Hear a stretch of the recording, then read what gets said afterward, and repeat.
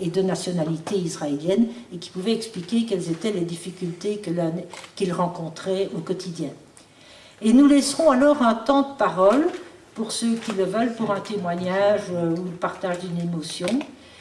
Nous écouterons ensuite un chant que Henri aimait tout particulièrement et ce sera alors le moment de conclure. Alors je laisse la parole à Marco.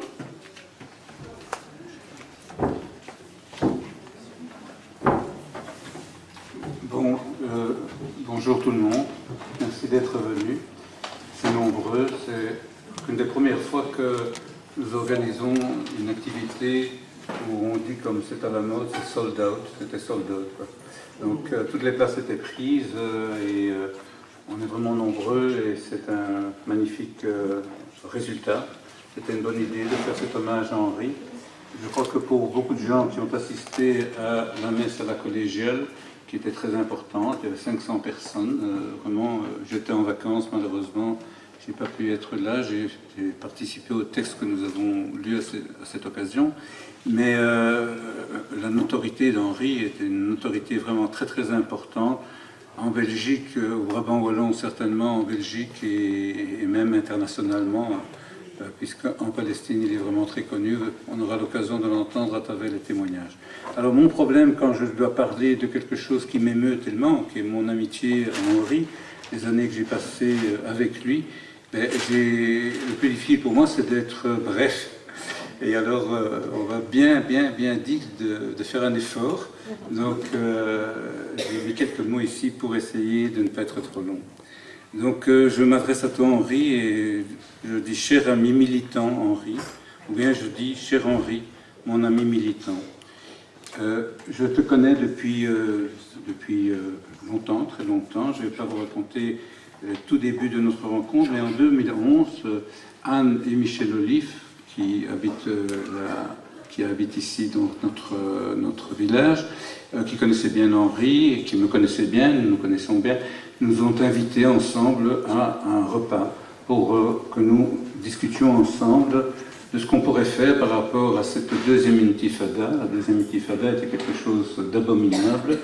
Le peuple palestinien se soulevait d'une façon vraiment sporadique suite à tout ce qu'ils avaient vécu, et surtout suite à la trahison des accords d'Oslo qui n'étaient pas du tout respectés du côté israélien. Donc c'était une révolte très très grande et l'armée israélienne a décidé de reprendre le territoire qui était alloué par les accords d'Oslo à... c'est pas les accords d'Oslo, hein, c'est un autre nom qu'accord, je ne peux plus exactement traiter d'Oslo, accord d'Oslo. Et il y avait une partie du territoire qui était devenue autonome, dirigée par l'autorité palestinienne, et ça a été complètement récupéré, repris par une contre-attaque de l'armée complètement illégale, comme tout ce qui se passe en Palestine du côté israélien par rapport aux Palestiniens. Mais c'était d'une sauvagerie telle que nous étions tous très très révulsés, révoltés par cela, il fallait faire quelque chose. Et merci Anne, merci Michel, je ne sais pas si je vous ai jamais dit autant merci publiquement, mais j'étais vraiment content de savoir que vous alliez venir aujourd'hui pour pouvoir vous remercier, parce que cette rencontre que vous vouliez, que vous saviez, vous avez eu le nez fin parce que ça a bien marché entre Henri et moi, nous avons décidé de créer donc un groupe militant à Ytre qui s'est appelé très rapidement, mais juste au Proche-Orient, Ytre. Et nous avons donc créé ce groupe en 2002, en avril 2002. En juin 2002, nous allions ensemble, Henri et moi-même étant organisateurs à l'Union des progressistes juifs de Belgique, d'une mission qui était très importante sur le plan symbolique. On n'était pas tellement nombreux. Il y a un qui s'est arrêté, qui écrit ça très bien dans ses écrits, qui dirige son canon vers nous, et puis s'est éparpillé, puis on a quand même continué à visiter ce lieu abominable qui était le camp de réfugiés de Jénine, où il y avait eu un massacre, etc. Donc ça nous a vraiment soudé ce genre d'action, d'aller sur place, de soutenir les Palestiniens, et toute notre action a été marquée par les missions que nous avons organisées, et puis surtout de son côté, les pèlerinages. Il y a des témoins ici qui viendront raconter ce que c'était ces pèlerinages qui étaient fantastiques, parce que dans le temps, moi je croyais qu'au cours de ces pèlerinages, puisque je n'y allais pas, je allais du côté dans les missions politiques que nous organisions, mais je pensais qu'il y avait une journée et demie qui était dévouée aux Palestiniens au cours d'un pèlerinage. C'est-à-dire qu'il y avait la visite d'Hébron, où il n'y a pas de lieu saint chrétien, et il y avait à Jérusalem la rencontre avec Michel Warshawski. Puis j'ai appris, en préparant ceci, que ce n'était pas le cas, c'était qu'à mi-temps, quasiment tous les jours, il y avait des rencontres avec des militants, des partisans de la paix, des gens qui se battaient tant du côté israélien que palestinien pour essayer de terminer ce conflit, d'essayer de trouver des solutions à cette situation intérieure.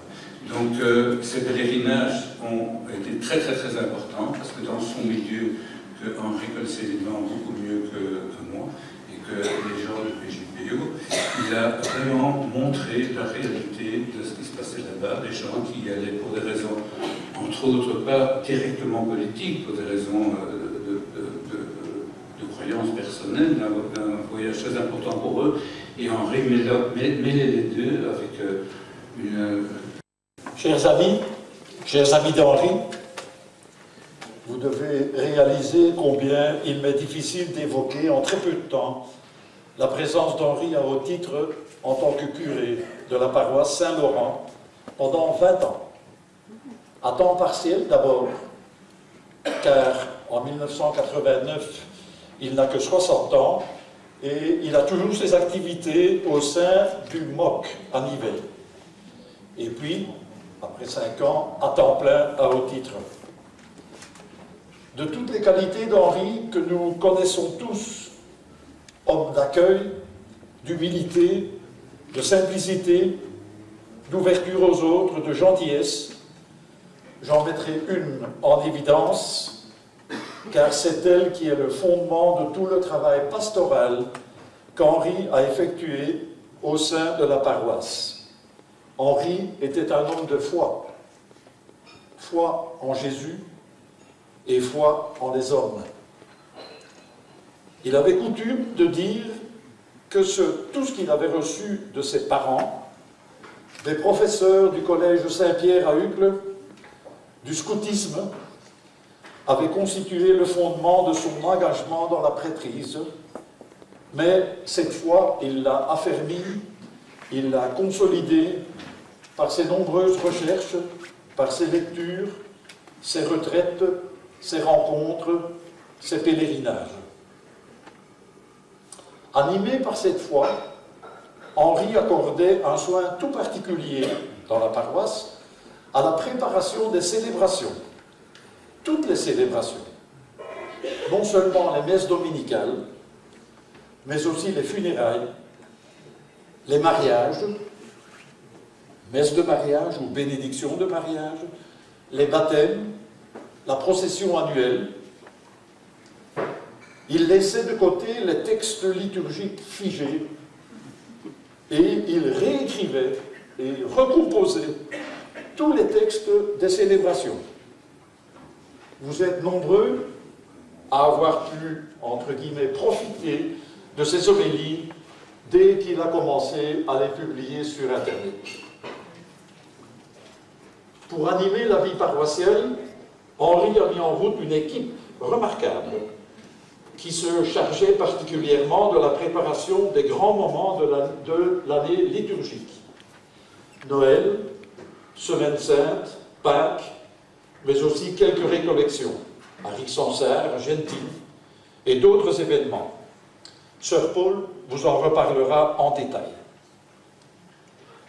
La préparation des jeunes enfants, des ados et des jeunes adultes à leur engagement progressif dans la vie de chrétien constituait une préoccupation constante dans la vie de curé d'Henri. Il a fait appel à des personnes convaincues de l'importance de la catéchèse dans une vie paroissiale. Suzanne pour les petits-enfants, Geneviève, Pauline, Gabriel et d'autres pour les ados. Vous entendrez leurs témoignages dans quelques minutes. Vous en avez tous été témoins, Henri était un homme d'accueil et de générosité. Avec son sourire inoubliable, il a ouvert la porte de sa maison, le plus souvent à ses frais, à un nombre impressionnant de personnes et de groupes.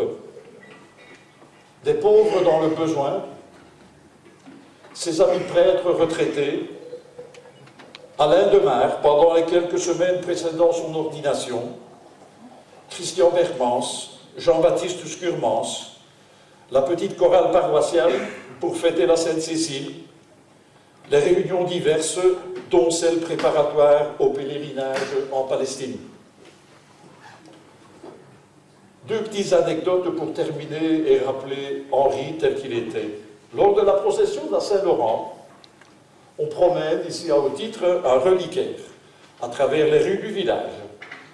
Il est arrivé une fois que la procession se déroule sans reliquaire. Henri avait oublié d'aller le sortir du coffre à la vente.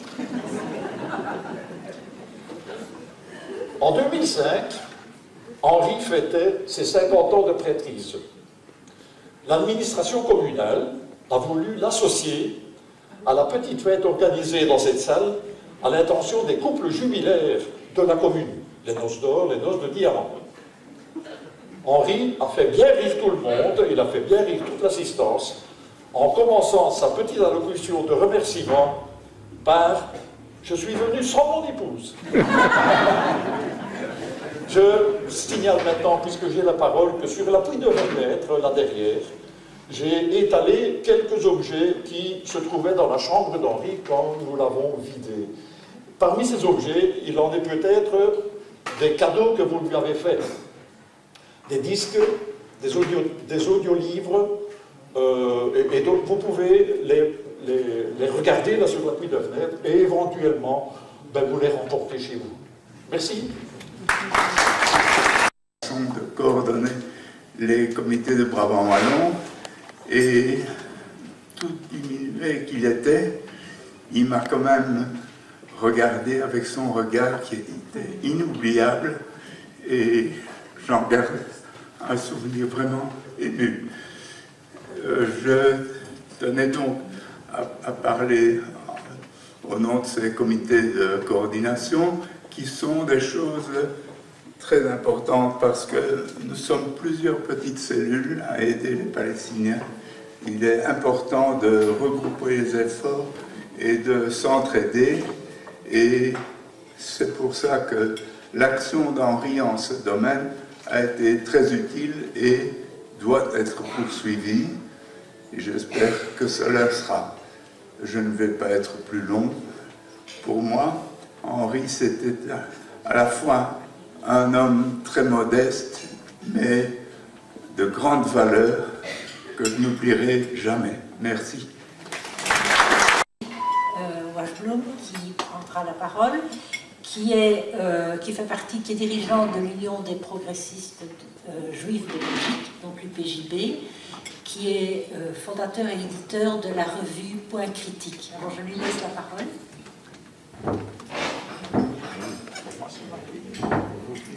Merci, bonjour.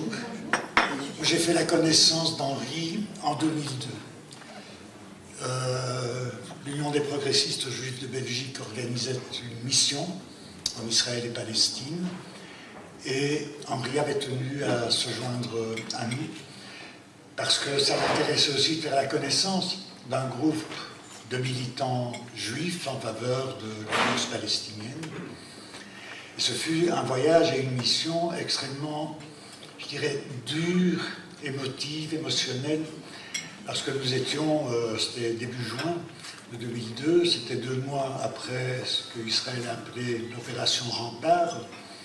Et comme Marco l'a déjà dit, nous avons eu ce privilège, en fait, d'être le premier groupe étranger à entrer dans le camp de réfugiés de Jenin, qui avait été extrêmement bombardé et en grande partie démoli. Comme il a dit aussi, et pour moi, juif, c'était quelque chose d'assez interpellant et, je dirais, l'émotion de voir un char diriger tout à coup son canon vers notre groupe, et c'était un char israélien, donc un char juif. Pour moi, c'était quelque chose d'assez horrible de dire que mon ennemi ne se trouvait pas là où j'étais, c'est-à-dire en Palestine, dans le camp de réfugiés de Jenin, mais un juif israélien, donc un char juif. Henri était d'une discrétion extraordinaire. Ce qu'on sentait chez lui lors de cette mission, c'était tous les sentiments rentrés et une extrême émotion.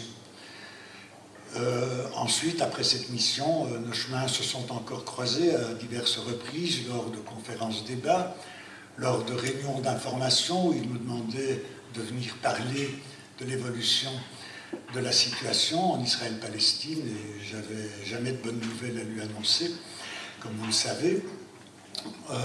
Nous étions là l'année en fait, des 35 ans d'occupation déjà en 2002. L'année prochaine, nous en serons à 50 et ça n'est pas près de cesser. Alors moi, je garde un souvenir extrêmement ému d'Henri. Henri était un humaniste et je crois que c'est au nom de cette humanité qu'il avait fait des causes pour le peuple palestinien qui était occupé, colonisé. Et c'est au nom de cette humanité qu'il était effectivement épris de justice et qu'il réclamait, comme nous, la justice pour le peuple palestinien. Voilà. Ytre, je crois que je ne me trompe pas. Il est militant de PJPO, mais il a aussi été très actif pendant et après une mission qui était partie de Ytre en 2003. Il est membre d'Artistes contre le mur, et c'est lui qui a réalisé, si vous vous en souvenez, une statue qui était placée au ce qu'on appelle le contournement, après la guerre de Gaza, et qui est restée là quelques mois. Alors nous venions à ce qu'ils prennent aussi un peu la parole et puissent témoigner pour Henri.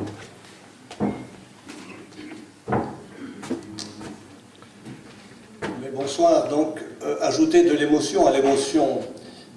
En 2003, quand nous voyageons dans ce voyage d'observation qu'on pourrait, le cas échéant, avant de partir, qualifier de tourisme politique, en revenant de là, nous n'étions plus dans le tourisme politique, mais nous avions observé ensemble une réalité absolument effrayante, tout simplement effrayante.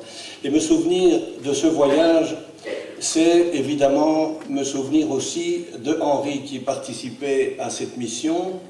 Pendant une semaine, à l'époque de la Toussaint,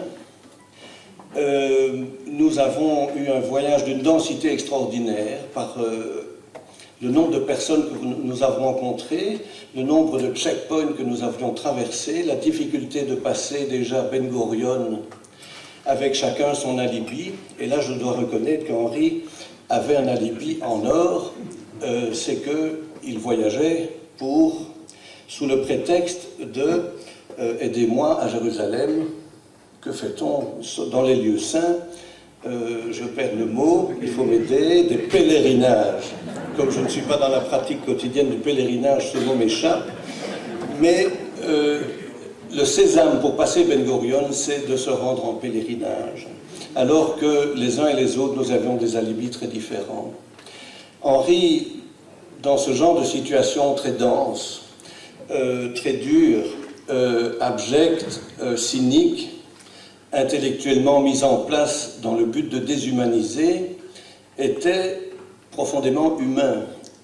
Souvenons-nous d'un moment dramatique à un checkpoint où on vit deux événements coup sur coup. Le premier, c'est un camion de tomates qui est là, qui attend, qui ne peut pas passer.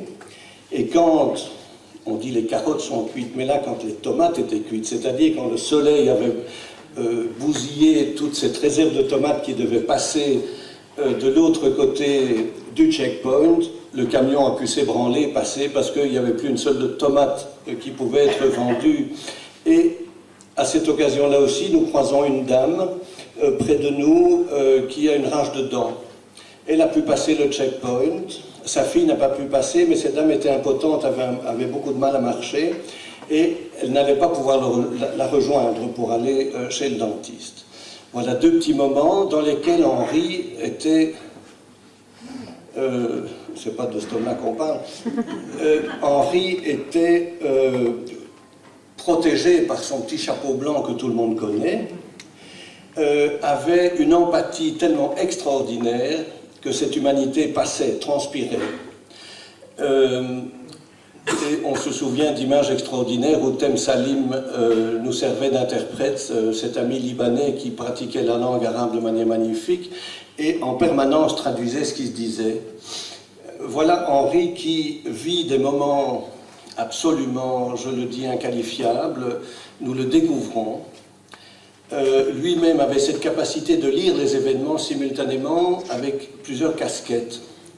Et celle qui était sa casquette de prêtre était tout à fait en sourdine. Il était entouré d'amis, et parmi lesquels se trouvaient des juifs, dont un, le plus connu, notre ami Marc Abramovitch ici, qui ne pratique pas les crucifix ni les églises. J'étais de ce même bord, mais donc ça veut dire que sa foi dans l'homme, sa foi dans la religion était en sourdine. Elle était dans le souhait de découverte de jusqu'où peut aller l'homme sur ces lieux saints qu'il adorait faire visiter. Et je pense qu'il a pris beaucoup dans ses voyages pour donner une densité à ses pèlerinages et prendre en otage quelque part ces pèlerins pour leur dire: je vais vous organiser un petit voyage et vous allez découvrir un aspect que vous n'imaginez pas alors que nous nous rendons dans les lieux saints.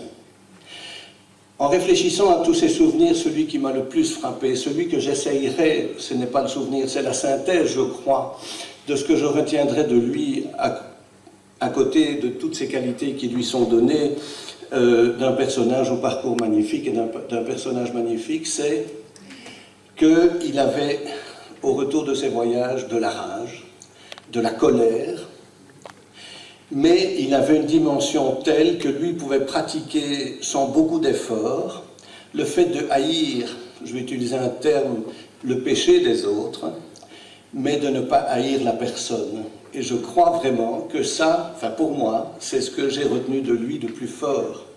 On peut être militant dans des débats, on ne peut pas détester la personne. Et je crois que, alors même que lui avait trouvé cette mayonnaise extraordinaire qui fait qu'il est impossible dans ce conflit d'être équidistant, ce n'est pas négociable, c'est impossible d'être équidistant. Par ailleurs, au niveau humain, il n'avait pas de haine pour les personnes, pour l'agresseur. Il avait de la haine pour ce qu'un agresseur est capable de faire. Et je me souviens de regards qu'il a eu vis-à-vis de ces jeunes débraillés de 22 ans ou de 18 ans qui tenaient de manière négligée des kalachnikovs dans le dos. Dans sa manière de les regarder dans les yeux, je pense que ces personnages capables de provoquer l'humiliation ont dû recevoir des messages vraiment subliminaux mais très marqués. Je ne vais pas m'étendre davantage, mais on n'est pas sorti indifférent de ce type de voyage. On voudrait en raconter beaucoup, on en sort un peu malade, on en sort un peu malade positivement dans l'envie de faire des choses. Je crois que Henri a fait beaucoup et on en a entendu beaucoup. Par contre, on n'en sort pas malade comme cette maladie de ce pays qui en fait est un état paranoïaque, grosso modo, et quand un malade doit s'adresser à un malade, la manière d'entrer dans le dialogue n'est pas facile. Je crois qu'une des clés, c'est celle que je vous ai dit, c'est d'être en colère contre les exactions, de les trouver absolument innommables, mais d'être capable de parler.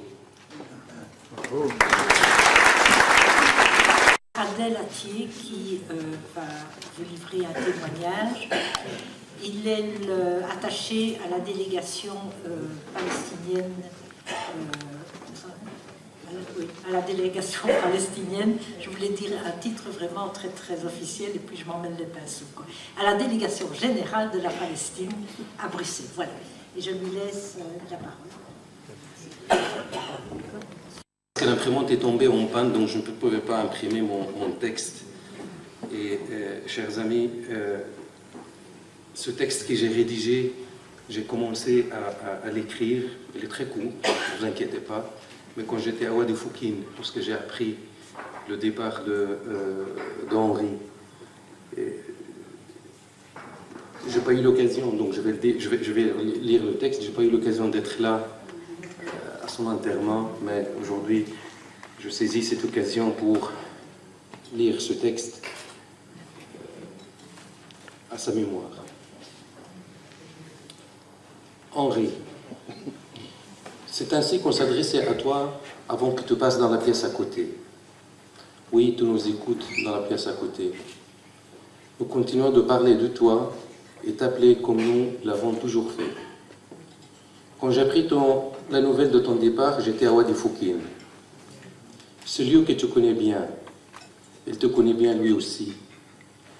J'étais doublement triste. Triste de ne pas être avec tes amis pour te dire adieu, mon ami Henri. Aujourd'hui, je suis heureux de partager avec toi et te dire ce que je voulais te dire à ce moment-là. À Wadi Foukine, j'ai parlé de ton départ à mon père.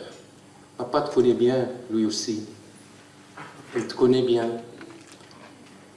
Papa a ajouté « Ah, Henri, l'homme au large sourire magique et chaleureux. » Papa était assis là où tu avais l'habitude de t'asseoir avec la famille, sur la terrasse face à la colonie.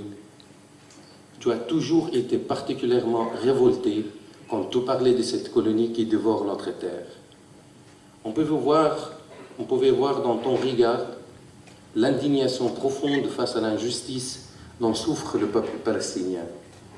Je pouvais même voir chez toi parfois une certaine culpabilité face au silence assourdissant du monde face à l'occupation. Tu disais la complicité avec l'occupation. Puis le lendemain, je suis allé à Bethléem. Une fois, tu me disais qu'à Bethléem, tu te sentais comme chez toi. Oui, là-bas, tu es comme chez toi. Tu as des amis, beaucoup d'amis. En marchant et en pensant à toi dans les petites ruelles de la vieille ville de Bethléem, face à la nativité, j'avais l'impression que les lieux te reconnaissaient, comme si les objets et les gens parlaient de toi. Et ils me disaient, hey, quand on rentre,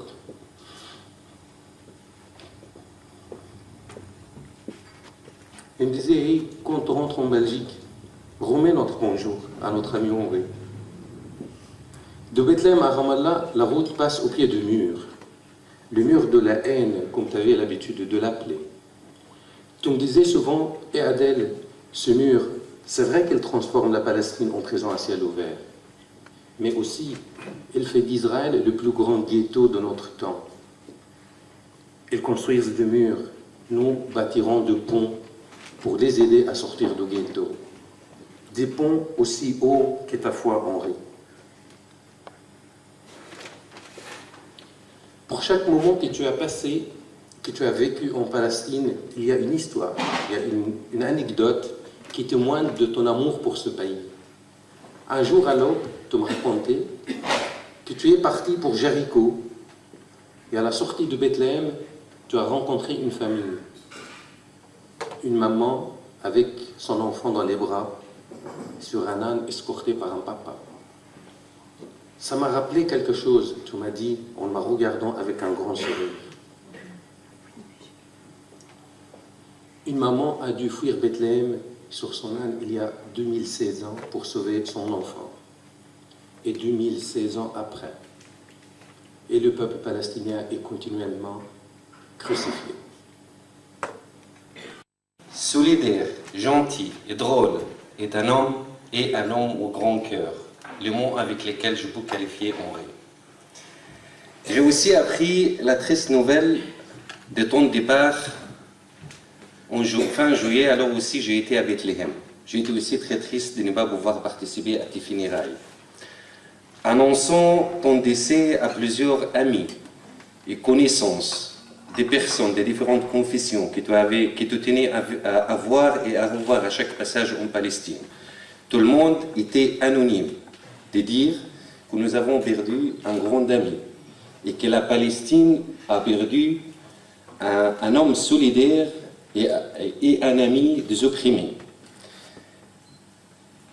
Si on essaye de voler les droits et la liberté d'un peuple, eh bien il résiste. Et Henri était solidaire du peuple palestinien, de sa résistance et sa lutte pour la liberté.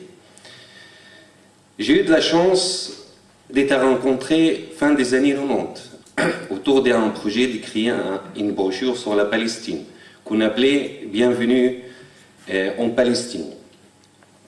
Et puis une amitié innée avec Henri, où on voyait beaucoup, on discutait comment on peut aider le peuple palestinien, comment on peut aider la Palestine à travers des voyages, des pèlerinages, comment on peut développer le tourisme alternatif, solidaire, éthique et durable, qui peut être riche pour les visiteurs et utile pour la population palestinienne et sa cause. Et très rapidement, on a mis sur pied les premiers pèlerinages vers 98. Je peux vous dire que ce n'était pas facile à organiser, parce qu'Henri tenait à rencontrer et à voir les maximum des gens.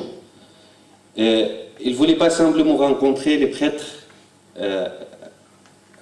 les prêtres malkites de Bethléem, Yacoub, ou les prêtres et les sœurs des villages de Taïbé. Non, il voulait rencontrer les gens de différentes confessions, parce que l'objectif c'était aussi que les visiteurs puissent découvrir les différents points de vue des habitants de Palestine. Donc il voulait rencontrer les militants juifs israéliens, Michel Warshawski, un militant anticolonialiste et anti-occupation, Chantal et Anwar à Hébron, et à mon village de Foukin, qui est devenu incontournable pour Henri.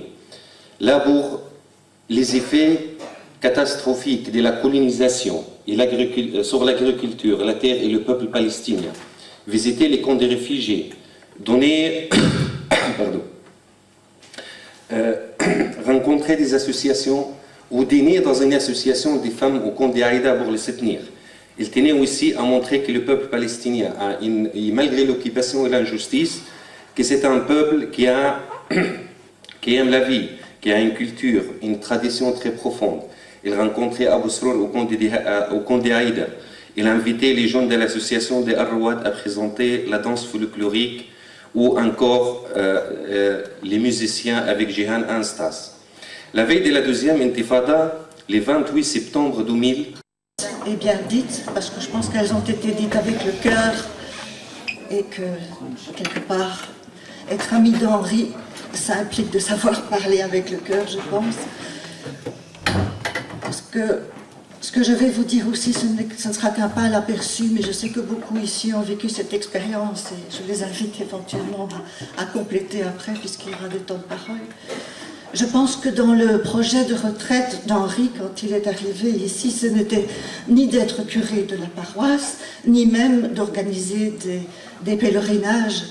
Je pense que c'est un coup de cœur, un véritable coup de cœur qu'il a eu lors d'un premier voyage, qui a démarré cette grande aventure dont on a déjà pas mal parlé. Il est revenu de ce voyage en Palestine avec à la fois une indignation profonde, comme cela a été dit, et aussi avec un enthousiasme aimant pour ce peuple qu'il venait de découvrir. Je pense qu'on peut tirer 3 grands objectifs dans la démarche d'Henri pour faire les pèlerinages, pour organiser les pèlerinages.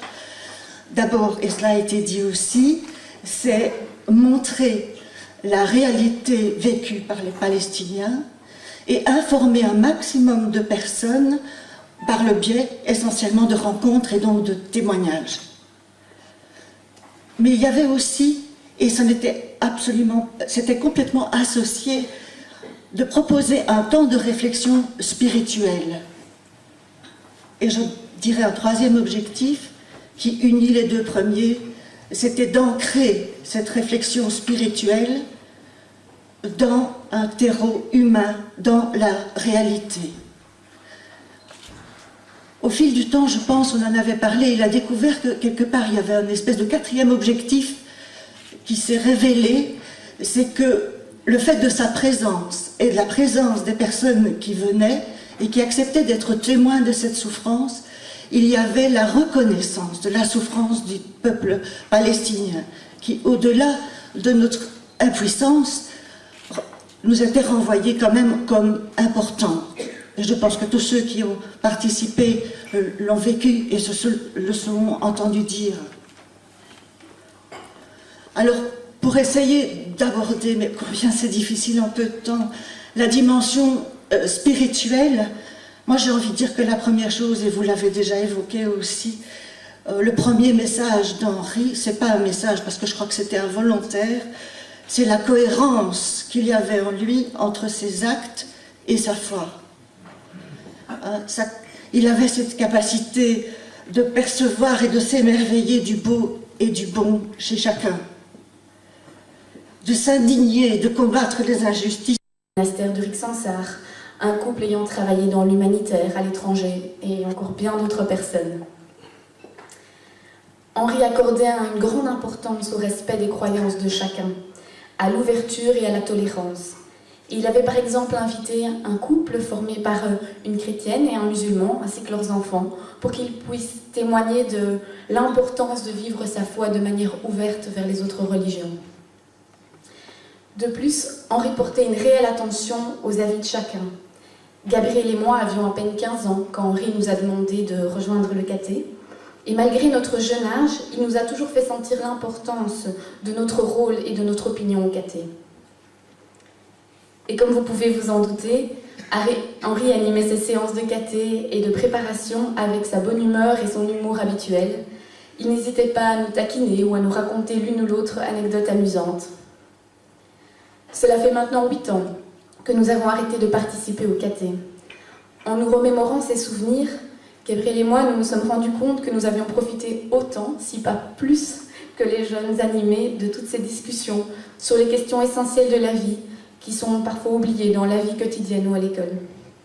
En y repensant, ces heures passées à préparer les réunions de caté et à débattre de thèmes clés avec Henri, Geneviève et Maxime nous ont aidés à forger les adultes que nous sommes devenus, tout avec nos valeurs et nos priorités. Pour toutes ces raisons, catholique aisé, ce nouveau défi l'a passionné. Remplacer l'abbé Wickel, qui était aumônier du MOC et qui était malade, pour toutes les organisations du mouvement ouvrier chrétien. Période faste d'expériences nouvelles dans la lutte ouvrière. La lutte des classes, vous savez, c'est pas ce qu'on disait facilement dans l'Église, la lutte des classes, où il nous témoigne qu'il travaille avec des femmes et des hommes remarquables qui développent de nouvelles façons de vivre et de penser le travail syndical et mutualiste, en lien avec d'autres organisations du MOC telles que la JOC, les équipes populaires et Vie féminine. Durant des années, après cet engagement, il a continué jusqu'au bout à réunir et à suivre des équipes d'une dizaine de personnes pour lire ensemble la Bible et célébrer l'Eucharistie. Chez Madeleine, où il était logé dans ce beau petit coin de Monstreux.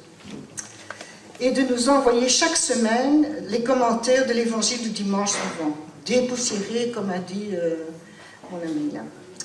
Henri témoigne qu'il a eu des professeurs, quand il était donc à Braine-l'Alleud, des professeurs assez extraordinaires, pour voir un petit peu d'où vient ce fait qu'Henri était devenu un homme comme ça. Il a eu des professeurs extraordinaires, qu'il nous a dit. Le scoutisme l'a aussi formé, aussi beaucoup marqué. J'ai partagé, dit-il, c'est lui qui dit ça, c'est pas moi, des expériences spirituelles profondes. Ce sont des expériences concrètes, marquantes, qui m'ont conduit au désir d'être prêtre. Alors je voudrais conclure par une phrase de Saint Paul aux Éphésiens, parce que je suis quand même sœur Paul. Je vous assure que sœur Paul avec Henri, qu'est-ce qui m'a pas... On dit qu'il était taquin, mais on donne pique, moi... Mais je le rendais bien. Une petite anecdote. En Palestine, j'ai quand même été une fois avec lui aussi. Un soir, au repas, tout le monde parle, etc. Il demande le silence. Et tout le monde se tait. Et moi, c'était plus fort que moi, il dit, j'ai des choses à vous dire. Et moi, je réponds à sa place, je vous aime. Alors il a dit, sœur Paul, sortez. Alors, voilà ce que dit saint Paul aux Éphésiens. Chacun de nous, c'est important, chacun de nous, a reçu sa part de la grâce divine, selon que le Christ a mesuré ses dons. Les uns d'être apôtres, d'autres d'être prophètes, ou encore évangélistes, ou bien pasteurs ou docteurs, en vue de la construction du corps du Christ. Nous devons parvenir tous ensemble à ne faire plus qu'un dans la foi et la connaissance du Fils de Dieu. La foi d'Henri, ça on l'a dit et on le redit, c'était... Chers amis et proches d'Henri, je voudrais dire quelques mots au nom de l'équipe d'accompagnement des personnes divorcées, séparées et parfois remariées du Brabant wallon. Henri y a consacré tant d'énergie depuis près de 40 ans. De même, il a encouragé et a soutenu, depuis leur création, les groupes Espérance qui sont ouverts aux personnes. Parce que c'était vraiment une période très difficile de ma vie. Et Madeleine et son groupe m'ont permis de pouvoir... J'étais le seul homme de... Enfin, il y avait... Nous étions, je sais plus, 8 ou 9. Et on venait et on apportait nos douleurs. Et c'était parfois vraiment très, très prenant parce qu'on était tous très affectés par cette situation. Et j'ai eu l'occasion de pouvoir connaître Henri grâce à une récollection ou une retraite. Et il m'avait dit, il me reste encore une personne pour faire le voyage en Palestine.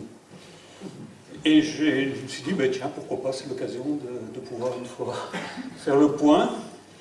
Et je n'ai pas été déçu parce que j'ai rencontré mon épouse actuelle. Et depuis, je suis un autre homme.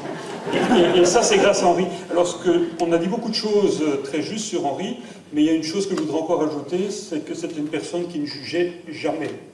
Donc, elle l'écoutait, il avait un sens très profond de l'écoute, mais il ne disait jamais « tu fais mal, tu fais ceci, tu fais... » Et il essayait de voir ce qui était bien dans chaque personne.